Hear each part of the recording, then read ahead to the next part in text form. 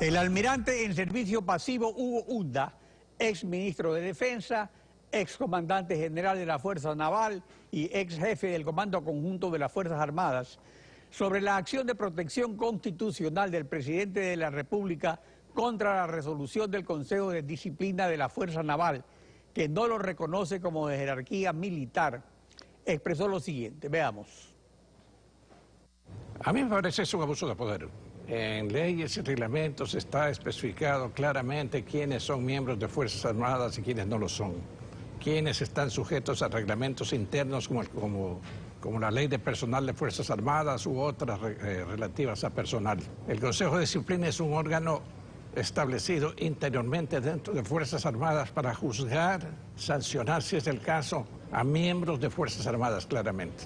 Cualquier otra intervención fuera de estos organismos y del ámbito de estas leyes son abuso de poder. Alexis Mera, secretario jurídico de la Presidencia de la República, ha solicitado el derecho a la réplica. Buenos días, bienvenido a Contacto Directo. Buenos días, don Alfredo.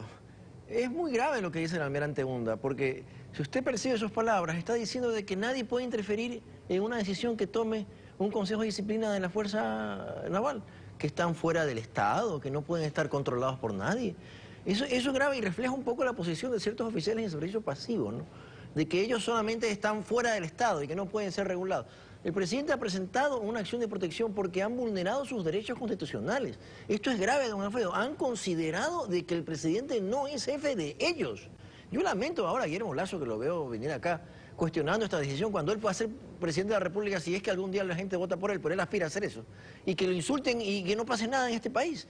Don Alfredo, un obrero, hasta un obrero de Álvaro Noboa, se insulta a Álvaro Noboa, que no creo que es el mejor ejemplo de jefe, es destituido por visto bueno, un empleado público es destituido por visto bueno. El único que puede ser insultado en este país, según el Consejo de Disciplina de la Fuerza Naval, es el presidente de la República. Esto es gravísimo, y es grave lo que dice el señor Unda, de que nadie puede interferir en el tema. Estamos presentando una acción judicial precisamente porque se han violado los derechos del presidente. Veamos esos derechos.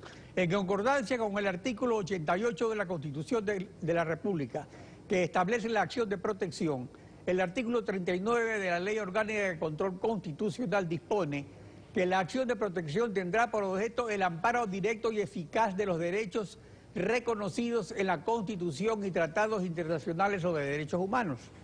O sea que esta acción de protección ha sido interpuesta por la Presidencia de la República a través de su titular y de su secretario jurídico contra el Consejo de Disciplina de la Fuerza Naval. Es decir, el Estado versus el Estado, cuando los derechos humanos son de los ciudadanos frente al Estado. Entonces, ¿qué derechos humanos hay aquí de por medio? Jurídicamente, ¿en qué sustentan esta acción? La sustentación, Alfredo, primero no es que es Estado contra Estado, es un presidente de la República que respeta la Constitución, que han vulnerado sus derechos y que la única forma jurídica de evitar esa vulneración es una acción de protección. Porque aquí no estamos en un estado dictatorial en que el presidente puede votar a un militar porque le falta el respeto, porque hay un estado de derecho, hay un sistema de controles. ¿Cuál es lo que se ha violado?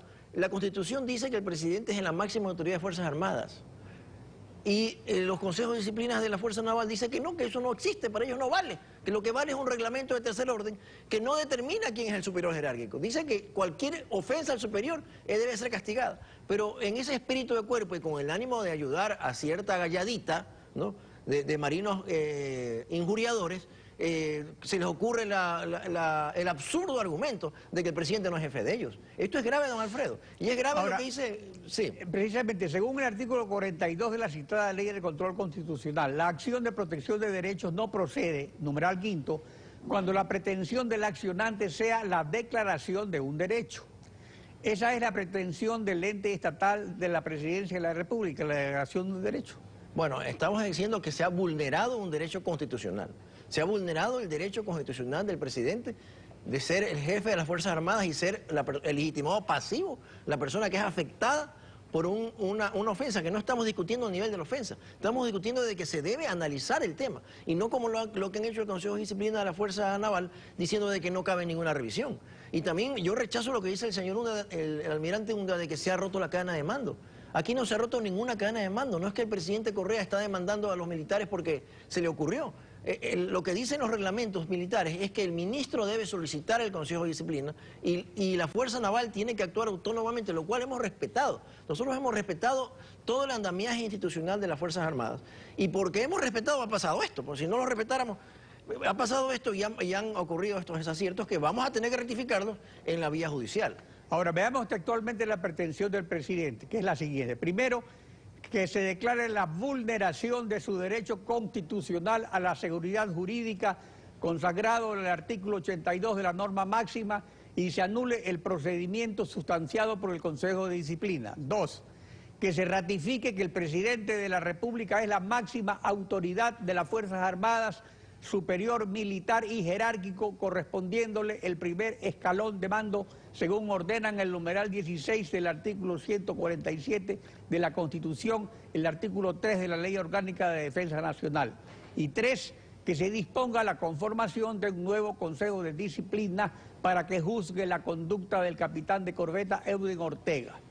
Está claro entonces que la pretensión es que se declare el derecho del presidente a ser considerado superior militar y jerárquico frente al derecho a la seguridad jurídica que tiene el capitán Ortega a normas previas, claras, públicas y aplicadas por las autoridades competentes, según manda el artículo 82 de la Constitución. Hay antecedentes dentro de Fuerzas Armadas que reconocen al presidente como la máxima jerarquía militar y no solo como la máxima autoridad civil, o la pretensión es la declaración de un derecho en cuyo caso la acción no procedería según la ley. Don Alfredo, esto es tan aberrante que ya ha habido consejos de disciplina que han castigado con castigos menores a unos oficiales y personal de tropa que ha ofendido al presidente, declarando de que el presidente en efecto es la máxima autoridad. Ha habido ya 3 resoluciones, creo que una cuarta hubo hace pocas horas. Pero no podemos permitir que con el ánimo de ayudar al señor capitán, al señor Ortega, se haga tabla rasa de la ley y se viole el sistema jurídico tan grande y se declare que el presidente no es autoridad militar. O sea, ya hay muchos precedentes en estos días. Ahora, pero lo cierto es que aquí hay un contexto y es que desde hace meses hay tensiones entre la presidencia y las Fuerzas Armadas por el IFA y esto ha ido creciendo. Ya ha costado la sustitución de un ministro, la remoción de un comando conjunto completo. El jefe de la Fuerza Terrestre ha pedido el archivo de la ley, del proyecto de ley que reforme al IFA.